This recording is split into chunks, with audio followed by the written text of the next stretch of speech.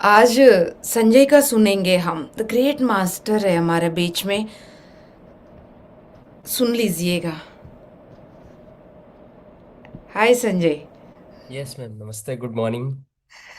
Good morning. आज आपका दिन है। बहुत ध्यान से सुन लीजिए my dear ones. Yes Sanjay बाबू, you carry on. Yes, Atmavandan masters.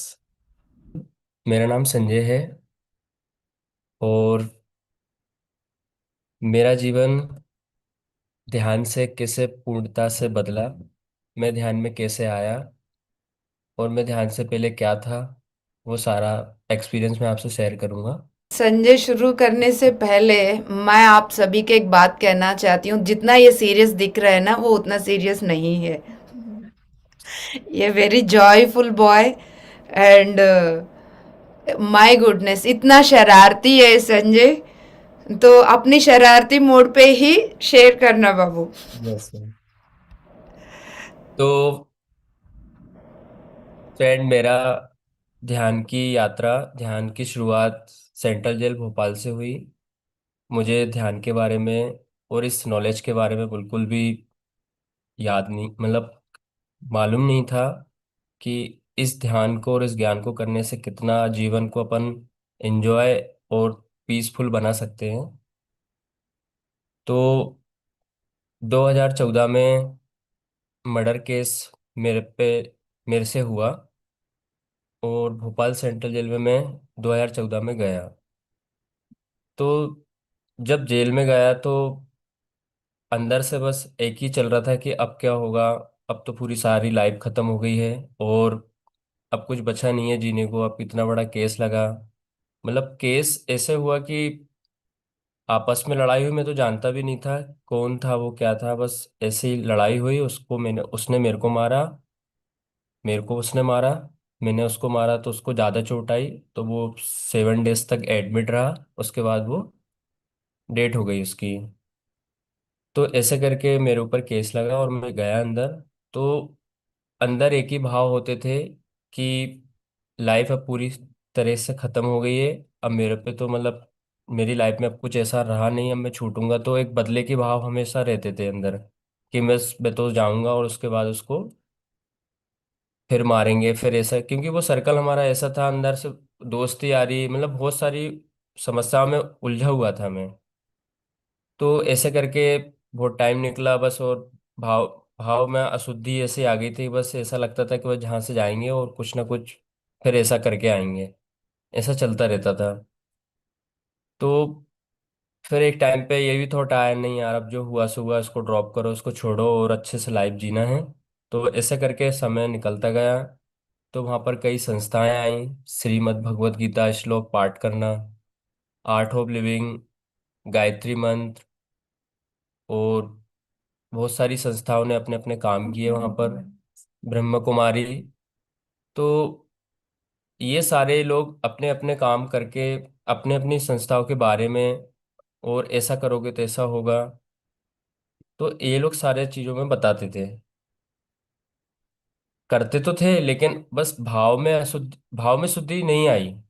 ऐसा लगता था बस, हाँ कर लिया है, अब छूट जाएंगे, अब हो गया है, मतलब अंदर से सबको ये लगता था। लेकिन अंदर क्या चल रहा है वो शायद मतलब किसी ने नहीं सिखाया कि तुम्हारे भाव को कैसे शुद्धि करना है। कर्मा सिद्धांत ये है, बिलीफ सिस्टम तुम्हारे अंदर जो भीतर पड़े हुए हैं उसको कैसे रिलीज करना है। तो ऐसे टाइम निकलता गया, निकलता गया, 2 साल हो गया। 2 साल के बाद मुझे सजा पड़ गई। यानी कि मैं पहले अंडर ट्रायल था 2014 से 2016 तक। 2016 में मेरे को सजा पड़ी। तो 2016 में जैसे मेरे को आजीवन कारावास हुआ, उसमें 20 साल की सजा होती है। तो मेरे मन में फिर तो और डीप जाने लगा कि अब तो पूरा तरीके से सजा पड़ गई, अब तो छूटना मुश्किल है, क्योंकि हम लोग इतने सक्षम भी नहीं थे घर से कि पैसा हो तो हाई कोर्ट से लड़े। तो मेरे जीने का पूरा रास्ता तरीके से बंद हो गया था। उसके बाद टाइम निकला थोड़ा सा, और मैं फिर ये सारी चीज़ें करने लगा। आर्ट ऑफ लिविंग के बेसिक कोर्स, एडवांस कोर्स मैंने किए, और जो भी मेरे को आता था मैं भी उन लोग सबको सिखाता था वहाँ पर। फिर उसके बाद एक दिन ऐसा आया कि वंदना दीदी ने वहाँ पर बहुत ज़बरदस्त एंट्री ली अपनी सेंट्रल जेल भोपाल में। तो जैसे दीदी को मैंने फर्स्ट टाइम देखा तो मेरे अंदर से आया कि जैसे मैंने दीदी को देखा तो दीदी के फेस कट पे बहुत ग्लो था, बहुत एनर्जी थी उनके। और बैक साइड में सर के पीछे ऐसा लग रहा था सूर्य उनके ऊपर प्रवेश कर दिया उस टाइम। हार्दिक भैया और वंदना दीदी को देख के मेरे को अंदर से फील आया कि ये मास्टर की लेके आए हैं और मुझे यहाँ से ले जाएंगे। तो डे वन से ही दीदी ने जैसे मेडिटेशन लिया वहाँ पर, और लोगों को इतने अच्छे अच्छे अनुभव हुए, सब लोगों को बहुत अच्छे अच्छे एक्सपीरियंस हुए। डे टू से फिर उसके बाद कई लोग दवाइयाँ खाते थे। दवाइयों के बारे में दीदी ने ज्ञान बताया कि आप ध्यान से सारी चीज़ों को सही कर सकते हो, आपको ज़रूरत नहीं पड़ेगी दवाइयों की। कई लोग बैठ नहीं पाते थे फोल्ड करके पैर, 10-5 मिनट के बाद उनको बेचैनी होने लगती थी। किसी किसी के पैर टूटे हुए थे, तो वो एकदम अच्छे कंफर्टेबल पोजीशन में अपने ध्यान में बैठने लगे। तो मेरा काम था वहाँ पर मैनेजमेंट का, मतलब जो भी लोग आते हैं तो बाहर से, तो मैं उनको बैठालने की व्यवस्था करता था उस हॉल के अंदर। तो मैं तो सबको बैठाल के और मैं खड़ा रहता था ताकि कोई शोर ना करे, इस टाइप से ध्यान डिस्टर्ब ना हो। तो दीदी पीछे से सारा कर, आगे से सारा करती थी, संजय बैठ जाओ बैठ जाओ। तो 10 से 15 दिन बाद फिर मैं बैठने लगा। तो बैठने लगा तो मैंने तो सारे कोर्स किए थे तो मैं सोचता था जरूरत तो नहीं है, लेकिन फिर जैसे मैं बैठने लगा तो एक ऐसा लग रहा था सोई हुई आत्मा को दीदी ने झकोर के, एकदम झंझकोर के उसको हिलाया। वो उस ज्ञान से अपन भटके हुए थे, भूले हुए थे उस ज्ञान को, उस ध्यान को फिर दीदी ने एक बार सबको बताया। तो ऐसा ऐसा चलता रहा चलता रहा। मेरे को भी अच्छा लगने लगा बैठने में, क्योंकि जो ज्ञान पीएसएसएम का है वो बहुत प्योर है, उसकी कोई तुलना नहीं है। वो बहुत जीवन में जो अपना ले उसका जीवन बहुत सुंदर हो जाए। तो बहुत लोगों को बहुत अच्छी अच्छी अनुभूतियां हुई वहाँ पर। उस ध्यान के माध्यम से जिस जिन लोगों के अंदर, जेल के अंदर जो लोग थे, उनके अंदर जो बिटरनेस थी, कड़वाहट थी, गुस्सा था, एंकर था, घर वालों से चिड़चिड़ा के बात करना, घर वालों का फोन आए तो उनसे अच्छे से बात नहीं करनी, मुलाकात पे मतलब ऐसे ऐसे लोग गुस्सा करके मिलने आते थे। तो दीदी ने जैसे फिर कर्मा सिद्धांत बताया, आप कैसे अपने कर्मों को और कैसे सोच के, कैसे बोल के, कैसे हाथ चला के आप क्रिएट करते हो। तो ये लोगों को समझ में आया, तो अपने घर वालों से जाकर फिर वो जब भी मिलने जाते थे तो बहुत अच्छे से बात करते थे। और फोन कॉल भी आते थे उनके तो बहुत अच्छे से वहाँ पर भी वो लोग अच्छे से बात करते थे।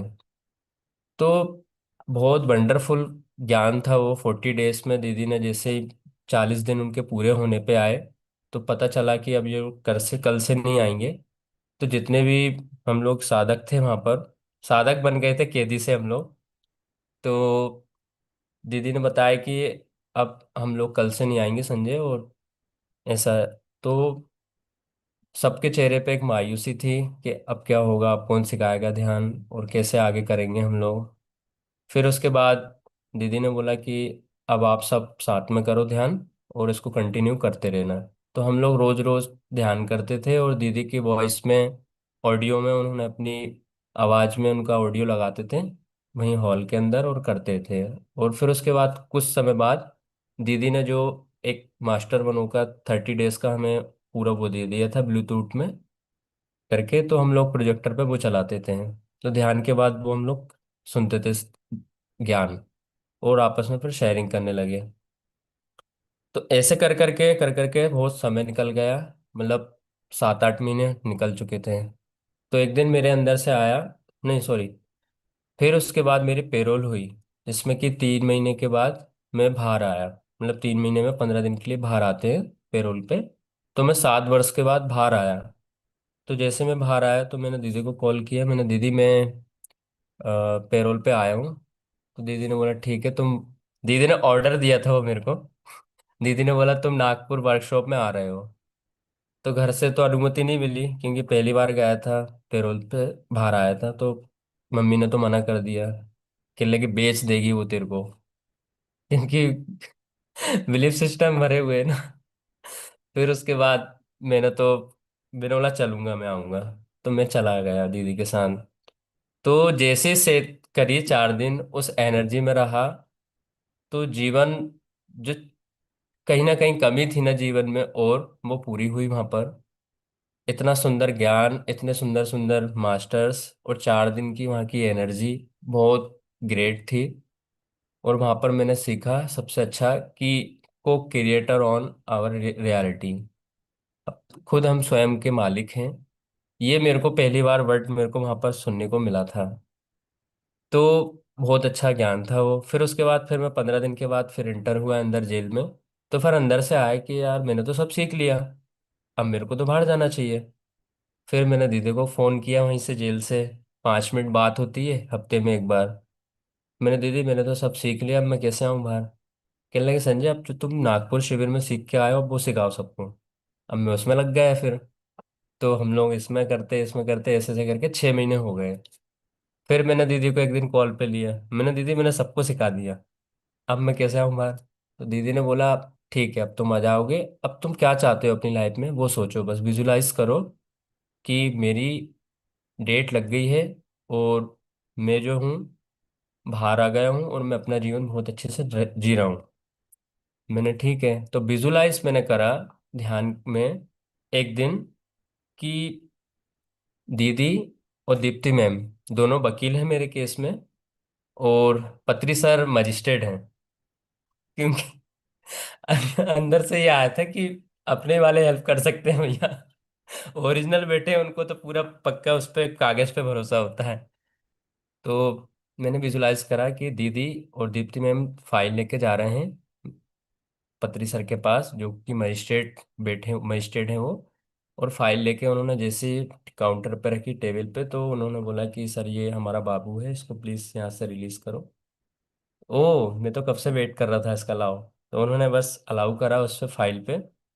और अगले ही दिन सुबह 8:30 बजे मेरे पास भैया का कॉल आया, छोटा भाई है मेरा मुकेश। उसका कॉल आया कि भैया आप, बेल हो गई आपकी। मतलब एक दिन विजुलाइज करा, नेक्स्ट दिन ही मेरा ये होगा। 8:30 पे कॉल आ गया कि आप हो गए। तो फिर मैंने फट से दीदी को कॉल पे लिया, मैंने, दीदी मेरी बेल हो गई। कहने लगे, हाँ ये तो हो नहीं था। तो ऐसे करके मैं बाहर आ गया। और फिर उसके बाद दीदी से फिर कांटेक्ट किया, हमने कांटेक्ट नहीं किया, फिर मैं माया और मोह में फिर उलझ गया। मतलब कहते हैं ना कि भैया हमने तो 10 साल रह के आए हैं। और हाँ, एक चीज़ और, मेरी 2028 में रिहाई थी। इस विजुलाइज से और इस थॉट से, इस इंटेंशन से, मैंने ध्यान के माध्यम से मैंने 4 साल अपनी लाइफ के कम किए। मेरी 2028 में मेरे को छूटना था, मैं 2024 में आ गया हूँ। आज 2 साल मेरे को, फर्स्ट में आया 2024 में मैं आ गया हूँ। तो 4 साल मैंने कम किए उससे, कि मैंने ध्यान के माध्यम से ही हुए ये मेरे। फिर ऐसे ऐसे करके फिर मैं बाहर आया, तो ऐसा लगा कि अब यही संसार है और इसी में जीना है, पैसा कमाना है, सबको खुश रखना है। तो काम करने लगा, फिर ऐसा ऐसा चलता रहा। फिर घर में वही थोड़ा सा कुछ हो जाता है, तो फिर अंदर से आता रहे यार इतना कर रहे हैं फिर भी कम है। तो बहुत सारी चीज़ें चलने लगी। तो फिर मैंने दीदी को कॉल किया, मैंने, दीदी थोड़ी ऐसी ऐसी प्रॉब्लम है, आप इसमें बताइए क्या कर सकता हूँ मैं। तो दीदी ने बताया कि तुम हमारे इधर आ जाओ, तुम यहीं रहना। तो दीदी ने अपने शरण में हमें रखा हुआ है। हम पिरामिड में के केयरटेकर रूम है, वहाँ रहते हैं।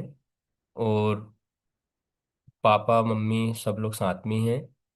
और यहाँ पर आने के बाद इतना प्रेम, इतनी एनर्जी, और सेवा से जुड़ने का एक मौका मिला। अब दीदी कहीं भी सेशन लेने के लिए जाती है, तो मैं भी साथ चला जाता हूँ। तो मेरे को भी एक बहुत अच्छा सीखने को मिलती हैं उनसे चीज़ें, और बहुत ज्ञान मिलता है उनसे सीखने को। तो दीदी ने मेरी लाइफ में बहुत सारे, मतलब वो नहीं होती तो शायद मैं और 4 साल रहता वहां पर, और ये ना समझ पाता कर्मा सिद्धांत, भाव में कैसे शुद्धि होनी है, जीवन कितना अच्छा है, हम कैसे उसको सुंदर बना सकते हैं। सब जानना है, सब जानते हुए अपन अनजान बनते हैं, वो अपन को कैसे सुनना है अपने भीतर। तो जितना मैं धन्यवाद बोलूं पीएसएसएम का, उतना कम है। और जितना मैं दीदी का धन्यवाद बोलूं उतना कम है। ध्यान प्रचार का भी बताओ कि कैसे तुम। हाँ, ध्यान फिर मेरे पास ऑटो है, मेरा सोफा ड्राई क्लीन का काम है। तो मैं जैसे ही मतलब जाता था काम के लिए, तो 12 12 घंटे मेरे को खूब काम करने होते हैं। मतलब ऐसा लगता था कि मैं काम करता रहूं करता रहूं करता रहूं, खूब पैसा कमा लूं, ताकि मेरे घर वालों ने जो भी थोड़ी हेल्प करी तो मैं उनको अच्छे से रख सकूं। बस ऐसे ही आता था कि 12 12 घंटे काम करना है, बस कहते हैं ना लोग कि 12 घंटे करोगे तो ज़्यादा कमाओगे। तो ऐसा करने लगा। तो एक दिन दीदी से मेरी बात हुई, मैंने यार मैं इतनी देर गाड़ी चलाता हूँ और इतनी कमा पाता हूँ, और सोचता तो ज़्यादा ही का हूँ लेकिन हो नहीं पा रहा है।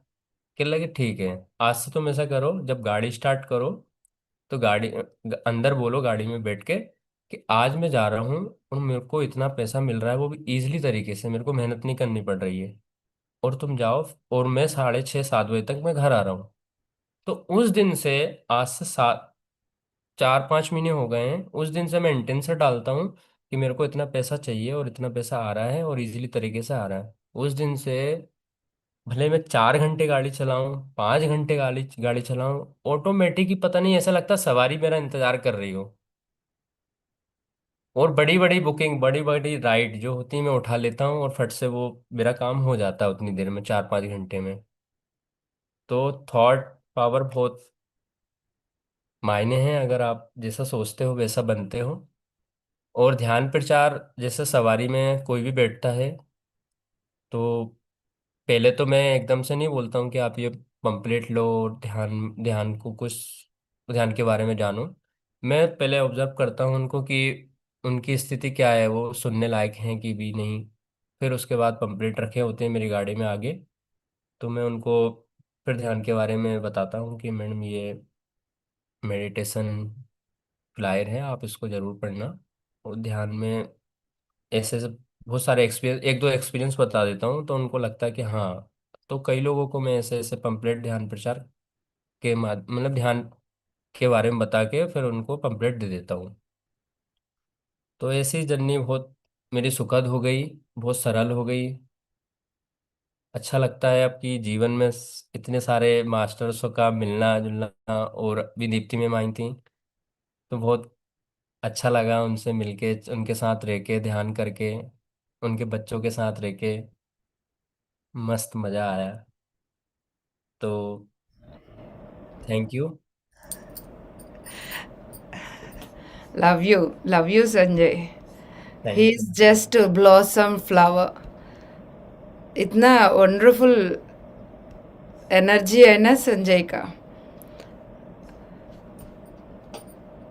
वो इतना, वो तो सिंपल शब्दों में बोल रहा था, बट मॉर्निंग निकलने से पहले, हाँ आज की डेट पे मुझे इतना अमाउंट चाहिए, यूनिवर्स को बोल देते हैं, वो कुछ घंटे में वो अमाउंट आ जाती है। और ज़्यादातर ऐसा, जो भी जिसके पास भी पामलेट जा रहे हैं वो ज़रूर घूम फिर कर पिरामिड तक पहुंच रहे हैं। भोपाल के ऐसा एरिया में अभी तक शायद मेडिटेशन नहीं हुआ, सेशन नहीं हुआ, ऐसा एरिया में अभी रिसेंटली कुछ बोला है ना आपने कि वो एक व्यक्ति से मुलाकात हुई मेन। हाँ, ललितपुर स्टेट है, वहाँ पर एक मेरे को पैसेंजर मिले अपना, रानी कमलापति स्टेशन से। वो बैठे और मतलब उन्होंने मेरे को, मैंने तो कुछ नहीं बोला उनको, उन्होंने मेरे को पूछा कि कितने घंटे तुम गाड़ी चलाते हो। तो मैंने बोला सर 4 5 घंटे। कह लगे ओ, हो जाता है सर। मैंने बोला हाँ सर, आराम से हो जाता है मेरा। कह लगे कैसे हो जाता है, लोग तो रात रात नाइट में भी चलाते हैं। मैंने नहीं सर, मेरा तो हो जाता है, मैं थॉट डालता हूँ और काम हो जाता है। कह लगे वाह, उन्होंने मेरे ऊपर हाथ रखा, कह लगे तुम तो बहुत मतलब अलग हो, ऐसा करके बोला उन्होंने कि ऑटो वाले नहीं हो तुम, ऐसा बोला उन्होंने, क्योंकि ऑटो वाले थोड़े अलग होते हैं। तो उन्होंने फिर, मैंने बोला, मैंने सर आप कहाँ से हैं, तो उन्होंने बताया कि मैं ललितपुर से हूँ। मैंने उनको फिर फ्लायर दिया। फिर मैंने बोला आप अपने इधर सेशन लगवाइए ना। तो वो एग्री हो गए सेशन लगवाने के लिए। तो ऐसे लोग मिलते रहते हैं। हम्म। सेशंस अलग अलग जगह पर सेशंस होने का भी माध्यम बन रहे। बहुत बड़ा काम हो रहा है अभी, कम शब्दों में बहुत कम बोला, और ही इज़ वेरी जॉयफुल। अभी जैसा गए तो चिन्नी को ऑटो सिखाया, और पूरा भोपाल में मैं ऑटो में घूमेंगे करके बच्चे जिद कर रहे थे, फिर भी मना के गाड़ी में बिठाना पड़ा। और संजय भैया के साथ ही जाना है, बहुत खेलना कूदना शरारती करना, he is just wonderful. Yes बाबा। तो देखिएगा लाइफ कितना खिलखिलाते हुए जीवन जी सकते हैं करके। और नागपुर में सेत विजडम में आया था। सो सेत विजडम में you are the creator of your own reality, एक लाइन पकड़कर अपने जीवन को बनाया है ना, बनाते हुए दिख रहा है ना संजय। इससे बेस्ट एग्जाम्पल और क्या हो सकता है। तो इतने सारे अनुभवों से अपने आप को उबार कर बाहर लाया, वो खुद ले आए। अब वो इतना अच्छा से वो समझ लेते हैं चीज़ों को भी, माँ बाप के इमोशंस को समझ लेते हैं, मास्टर्स को समझ लेते हैं।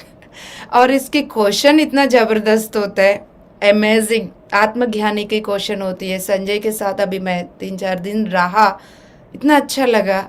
उसके हर क्वेश्चन में इतना डीप, उल्टा सीधा क्वेश्चन वो किया ही नहीं। कोई हेल्थ को लेकर भी इस तरह की फिजिकल लेवल का क्वेश्चंस नहीं, आत्मज्ञान का क्वेश्चंस कुछ किया, इतना वाव फील हो रही थी। सो यस बाबा, जेम्स है हम सब। तो आप वो ऑटो वाले थोड़ी है, हम सब हैकर्स हैं, ऑटो वाले के रूप में दिखने वाले। हम हैकर्स हैं। और 2 लॉयर्स का फीस भर रहे हो। Yes ma'am. मैं बोलने बोलने वाला था कि मैम। लॉयर की कपड़ा भी पहन के बैठी हूँ मैं।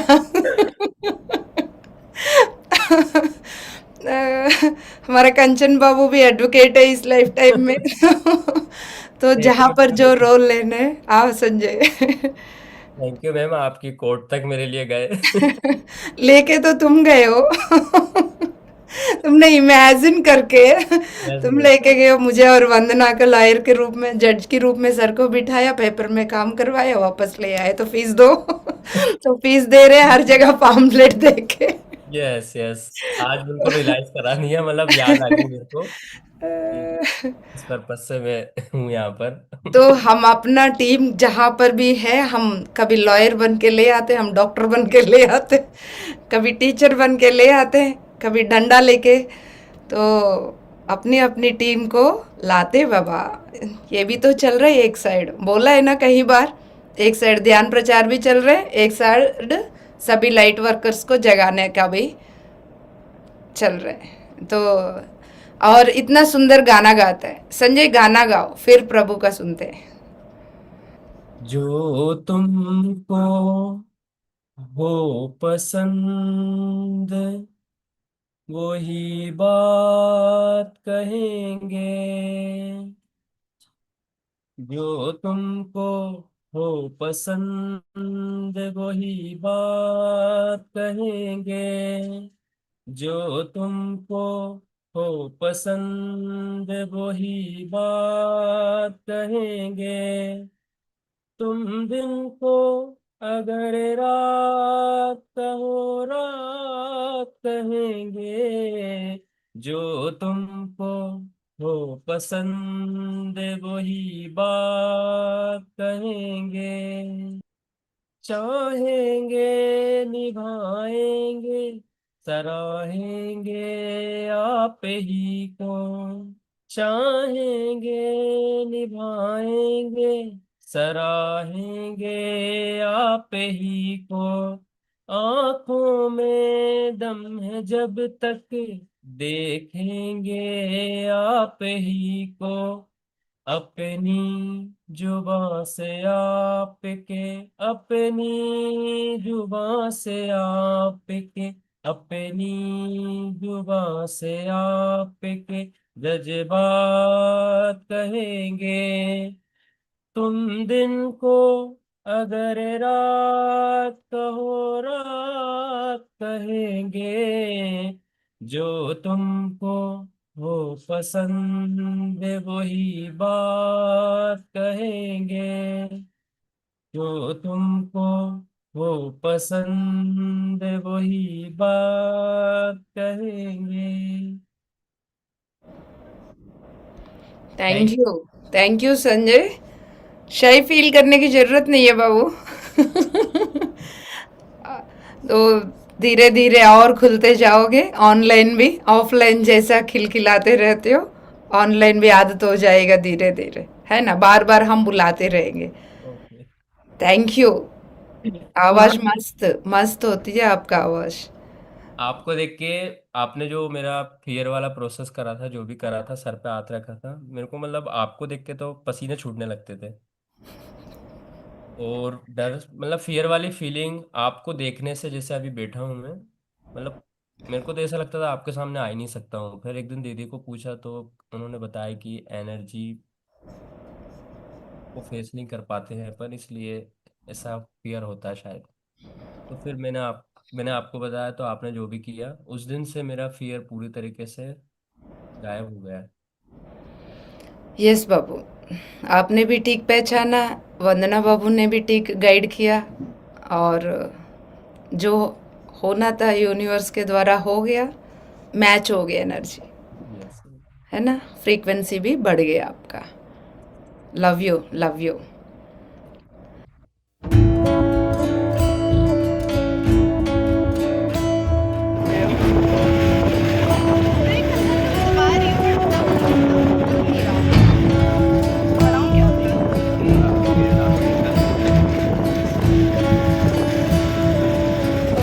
गिरी, कैसा फील कर रहे हो आप? तुमको चलाना है क्या? यार एक बार और ऑटो दे दे दीदी को तो क्या होगा। हाँ, एक बार और ऑटो दे दे तो। क्यों? क्यों रोगे? अच्छा, डर लगता है। कितना परफेक्टली चला रहे थे वो तो।